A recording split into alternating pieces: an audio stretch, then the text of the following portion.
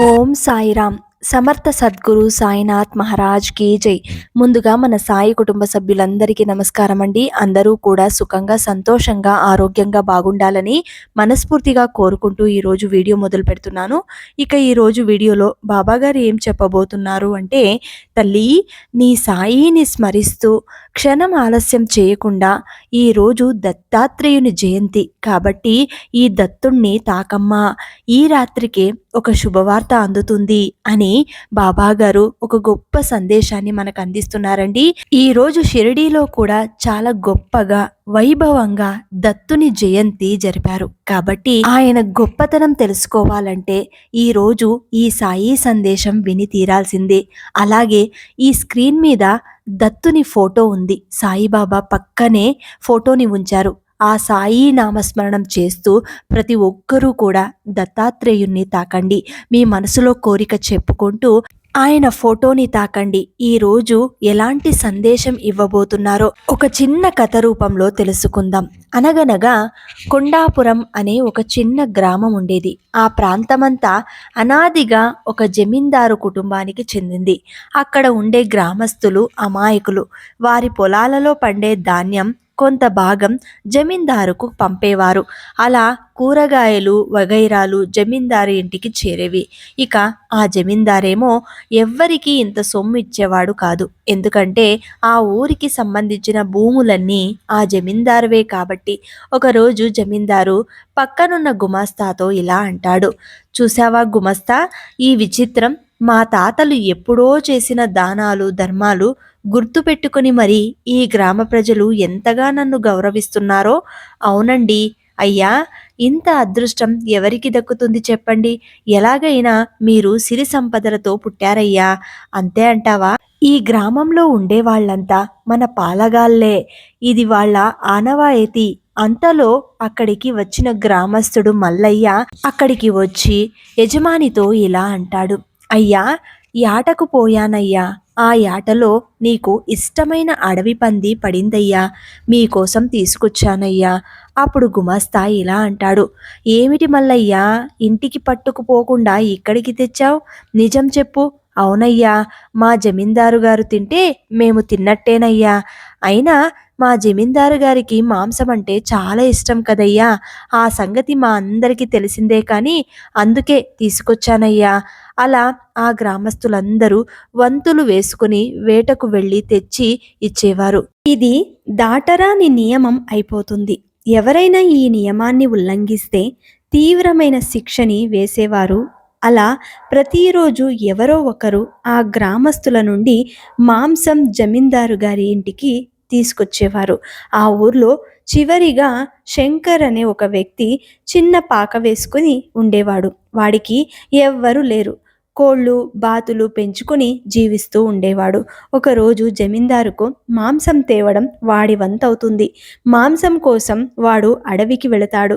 జమీందారు గుమస్తాతో ఇలా అంటాడు, ఏమయ్యా గుమస్తా, ఈరోజు మాంసం తీసుకొచ్చే వారి వంతు ఎవరికి వచ్చింది? అయ్యా, ఈరోజు ఆ ఊరి చివర ఉంటాడే ఆ శంకర్గాడి వంతు వచ్చిందయ్యా. అమ్మా బాబు ఎవరూ లేకుండా ఒంటరిగా ఉంటాడే వాడేనా? వాడు పెద్ద బద్ధకస్తుడయ్యా, అసలు వేటాడుతాడంటావా? మీరు పెట్టిన నియమాలు ఆ భగవంతుడైనా వేటాడాల్సిందే. శంకర్ అదృష్టం కొద్దీ ఆ రోజు వాడికి ఒక మేక దొరుకుతుంది. దాన్ని తీసుకుపోయి జమీందారుకు ఇవ్వడం అతనికి అస్సలు ఇష్టం ఉండదు. దాంతో ఒక చెట్టు దగ్గర కూర్చుని ఇలా మనసులో అనుకుంటాడు, నేను ఇంత కష్టపడి ఈ మేకను ఈ అడవిలో పట్టుకుంటే ఇది తీసుకెళ్ళి అసలు ఆ జమీందారుకు ఎందుకు ఇవ్వాలి? ఇది అన్యాయం. ఎలాగైనా సరే ఈ జమీందారి గారి పద్ధతి మార్చడానికి ఏదైనా ఉపాయం ఆలోచించాలి అని శంకర్ ఆలోచిస్తూ ఉండగా అతనికి ఒక ఉపాయం తడుతుంది. శంకర్ ఆ రోజంతా అడవిలోనే ఉండిపోతాడు. అతను ఆ మేకతల నరికి మంటల్లో కాల్చి దానిని కడుపు నిండా తిని హాయిగా ఒక చెట్టు క్రింద పడుకుంటాడు. ఆ రోజు జమీందారుకు మాంసం అందదు. అప్పుడు గుమస్తాతో ఇలా అంటాడు, ఏంటి ఈరోజు మాంసం ఇంకా అందలేదు? గుమస్తా, ఆ కొరడా తీసుకురా, ఈరోజు వాడి పని చెబుతాను అని ఆ కోపంతో చిందులు తొక్కుతూ శంకర్ కోసం కొరడా పట్టుకుని ఎదురు చూస్తూ ఉంటాడు జమీందార్. అప్పుడు గుమస్తా వచ్చి ఇలా అంటాడు, అయ్యా, నాకు ఒక అనుమానం. ఆ శంకర్ని ఏదైనా ఒక పెద్ద పులి తినేసి ఉందేమో, లేకపోతే వాడు మీ దగ్గరికి రాకుండా ఉంటాడా అయ్యా అని వాళ్ళు మాట్లాడుతూ ఉండగానే ఉదయం శంకర్ మేకను తీసుకుని భుజాన వేసుకుని రావడం చూసి జమీందారు గారికి ఆగ్రహం చప్పున చల్లారిపోతుంది. శంకర్ తన కోసం వేటాడి అంత మాంసం తెచ్చినందుకు అతన్ని తన మనసులోనే మెచ్చుకుంటాడు. అప్పుడు గుమస్తా ఇలా అంటాడు, ఏమిరా శంకర్, ఇంత ఆలస్యమైందేంటి? నీకోసం ఎదురు చూస్తూ ఉంటామని తెలియదా? ఇంత ఆలస్యం చేశావేమిరా అని గుమస్తా అడుగుతాడు. అప్పుడు శంకర్ ఆ మేక మొండాన్ని జమీందార్ ముందు పెట్టి రొప్పుతూ నిలబడతాడు. వాణ్ణి చూసి జాలిపడుతూ జమీందార్ ఇలా అంటారు, ఏరా శంకర్, నిన్న రాలేదేమి? ఈ వెధవ మేక నిన్ను అడవంతా తిప్పిందా ఏంటి అని అనగానే శంకర్ తల అడ్డంగా ఊపుతాడు. కాదు కాదయ్యా, దీని వెనక అంతకంటే ఒక పెద్ద కథే ఉందయ్యా. నేను ముందు ఒక కుందేలును చంపి తెస్తూ దారిలో ఒక మర్రి చెట్టు క్రింద క్షణం సేపు ఆగానయ్యా. అంతలోనే ఏం జరిగిందో, భుజాన ఉన్న కుందేలు శవం చెట్టు మీదకు ఉరికింది. బిత్తరపోయి పైకి చూసేసరికి నాకు కళ్ళు జిగేలుమని వెలుగులు కనపడ్డాయ్యా. ఆ వెలుగులో ఒక స్త్రీ కనపడింది. నేనేమో ఆశ్చర్యపోయానయ్యా. భ్రష్టుడా, ఇదేనా నీ విశ్వాసం? మీ జమీందారును అసలేమనుకుంటున్నావు? ఆయన మీ పాలిట దేవుడు. మీరు ఉండే భూమి, తినే తిండి, త్రాగే నీరు, పీల్చే గాలి అన్నీ ఆ జమీందారు గారివే. అలాంటి ఆయన రుణం తీర్చుకునేందుకు నువ్వు ఈ చిన్న కుందేలును తీసుకుపోతున్నావా? ఇలా చేసేవాళ్లను నేనస్సలు క్షమించను. వారిని ఈ లోకంలోనే ఉంచను. ఈ మాట అందరికీ చెప్పు అని చెప్పడంతో వాళ్ళిద్దరూ ఆశ్చర్యపోయి జమీందారు ఇలా అంటాడు, ఏమిటి, ఆ దేవత నా గురించి అంత గొప్పగా చెప్పిందా? ఇంకా ఏం చెప్పింది శంకర్? అవునయ్యా, నిజం. అంతదాకా ఎందుకు? మొన్న చచ్చిన ఆ గంగుడు లేడు, గేదె పాలు మీకు పంపకుండా తాగినందుకు ఆ దేవతే చంపిందంటయ్యా. అలాగే పక్కింటి సూరమ్మ నీకు తెలియకుండా పొట్లకాయలను కోసుకొని తిన్నందుకు ఇప్పుడు మంచాన పడిందంటయ్యా. వెధవలు దొంగ వేషాలు వేశారు. ఇక అంతా ఆ దేవతే చూసుకుంటుందంటయ్యా.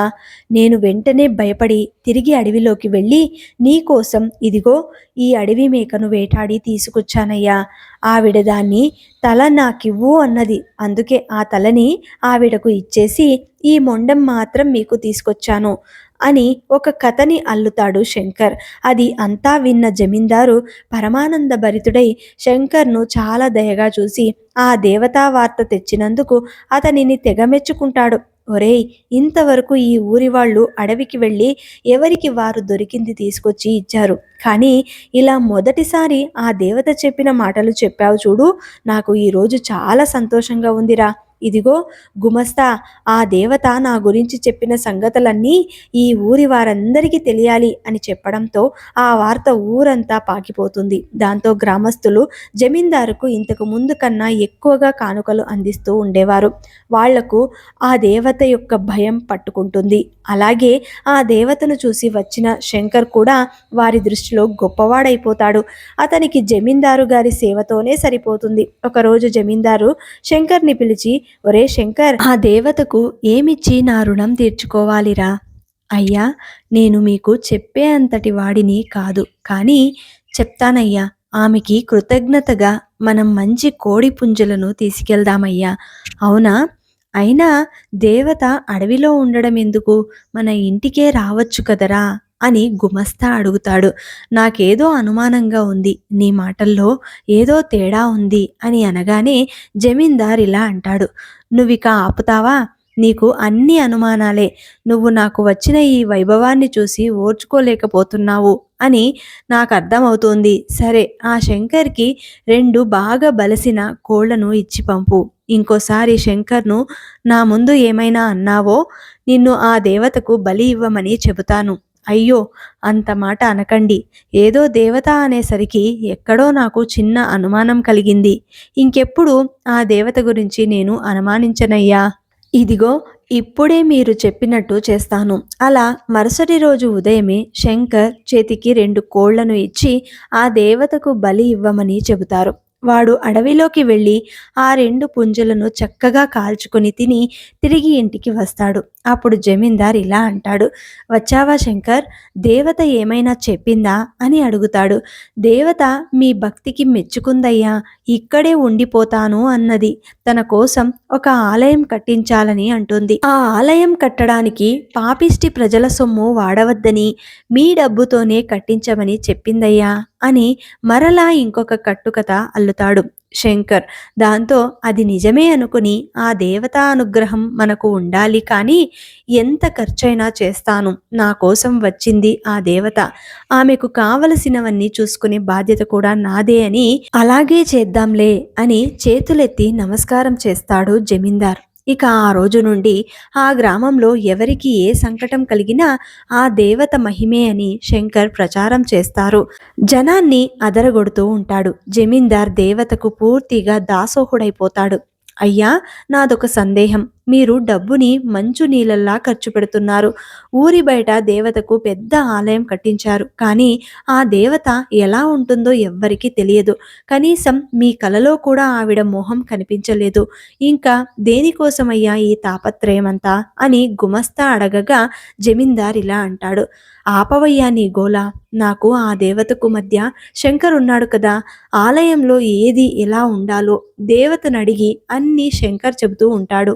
అయినా ఆ శంకర్ని అనుమానించడం మానేసి నమ్మటం మొదలుపెట్టు, అంతా నీకు మంచిగానే కనిపిస్తుంది అని ఆ గుమస్తా సలహాను కొట్టి పారేస్తాడు జమీందార్. ఇక ఆ శంకర్ చెప్పటం జమీందారు ఆ ప్రకారమే చేయడం జరుగుతూ ఉంటుంది. అయ్యా, ఆ దేవి ఆలయంలో విగ్రహ ప్రతిష్టాపన చేసి ఆ రోజు గొప్పగా ఉత్సవం జరిపి ప్రజలందరికీ అన్నదానం చేద్దామయ్యా, దాందేముంది, అలాగే చేద్దాం, ఖర్చు ఎంతైనా పర్వాలేదు, శంకర్ వెనకాడకు, నీకు ఎంత డబ్బు కావాలంటే అంత డబ్బు వచ్చి తీసుకెళ్ళు అని చెప్పడంతో శంకర్ ఆ ఆలయంలో భయంకరమైన శక్తి స్వరూపం గల విగ్రహాన్ని ప్రతిష్ఠింపచేస్తాడు. ఇక ఆ ఆలయం ఖర్చు యావత్తు జమీందారే భరిస్తాడు. దాంతో ప్రజల నుండి తన రాబడి కూడా ఏడ్చింది. అమ్మయ్య, మొత్తానికి ఈ దేవత ప్రతిష్టాపన పూర్తయిపోయింది, నాకిప్పుడు చాలా సంతోషంగా ఉంది, ఇదంతా నీ వల్లే సాధ్యమయ్యిందిరా శంకర్. అయ్యా, ఇందులో నాదేముంది, ఆ దేవత చెప్పింది మీకు చెప్పాను, మీరు భక్తితో ఆమెకు చేయవలసింది చేశారు, నేను కేవలం నిమిత్త మాత్రుణ్ణి. ఈరోజు నాకు వచ్చే ఆదాయం కూడా పెరిగిందిరా. నువ్వు ఆ రోజు ఆ దేవత చెప్పింది నాకు చెప్పకుండా ఉండి ఉంటే ఇదంతా సాధ్యమయ్యేది కాదు కదరా, అందుకే నువ్వు ఏమన్నా ఇదంతా నీ వల్లే అయింది అని శంకర్ని పొగడ్తలతో ముంచెత్తుతాడు జమీందార్. ఆ తర్వాత ఎన్నడూ లేనిది ఆ సంవత్సరం ఆ ప్రాంతమంతా కరువు పరిస్థితి ఏర్పడుతుంది. వానలు కురవవు, పంటలు పండవు, జనం తిండికి మాడుతూ ఉంటారు. జమీందారు దగ్గర అంతులేని ధాన్యం పోగుపడి ఉంటుంది. ఆయన కూడా కరువు చూసి భయపడి, ఇదిగో గుమస్తా, మన ధాన్యపు గొట్టాలన్నింటికీ జాగ్రత్తగా తాళాలు వేసి ఉంచు, అసలు మన దేశంలో ఇప్పుడు కరువు విలయతాండవం చేస్తుంది, ప్రజలంతా ఆకలితో అలమటిస్తున్నారు, ఏ క్షణంలో ఏం జరుగుతుందో తెలియదు, అందుకే కొంచెం జాగ్రత్త అని జమీందారు గుమస్తాతో అంటాడు.